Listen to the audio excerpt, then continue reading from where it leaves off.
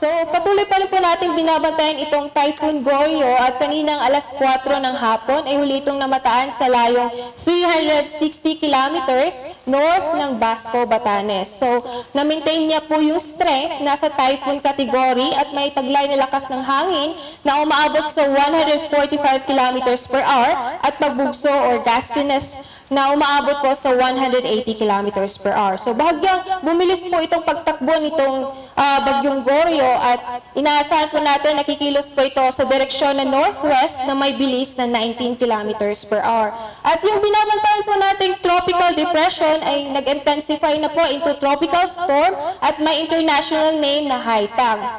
So, kaninang alas 4 ay huli itong namataan sa layong 370 kilometers west ng Lawag City, Ilocos Norte. Ito ay may taglay na lakas ng hangin na umaabot sa 90 kilometers per hour at gustiness na 115 kilometers per hour. So, inaasahan po natin nakikilos po ito northwest na may bilis na 20 kilometers per hour. So, southwest monsoon pa rin po ang nakaka-apekto dito sa northern at central Luzon. So, makikita po natin sa ating forecast track, so kikilos pa rin po itong bagyong Goryo, northeast at inaasahan po natin by 6 p.m. or 7 p.m. ay maaari po siyang maglandfall dito po sa may Taiwan at lalabas po bukas.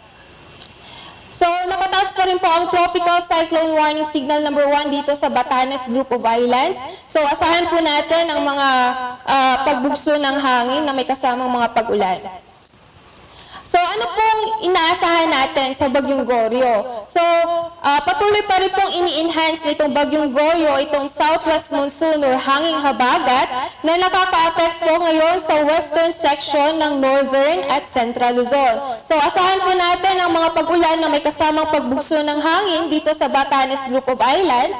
At asahan din po natin yung mga monsoon rains dito sa may western section ng northern at central Luzon, particular na po sa Ilocos at Cordillera, kasama na yung mga lalawigan ng Bataan at Zambales. So, paalala lang sa ating mga kababayan ng mga nabanggit na areas dahil ang ganitong klaseng mga pag-ulan ay maaaring magdulot ng pagbaha o kaya naman pagguho ng lupa. Habang light to moderate rains naman po ang inaasahan natin sa natitirang bahagi po ng Central Luzon at ng Cagayan Valley, habang sa Metro Manila at sa part po ng Southern Luzon at buong Visayas at Mindanao ay asahan po natin ang improvement ng weather nila na nasa partly cloudy to cloudy skies na may posible pa rin po ng mga isolated rain showers or isolated thunderstorms.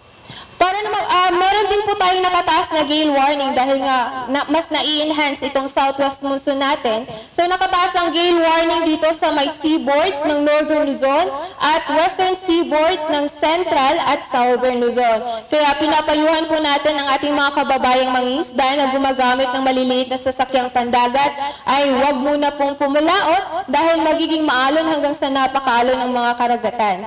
At yun nga, inaasahan natin na magla-landfall itong Typhoon Goryo sa may Taiwan early evening, so around 6 to 7 p.m. At inaasahan natin na lalabas po ito ng Philippine Area of Responsibility bukas ng umaga.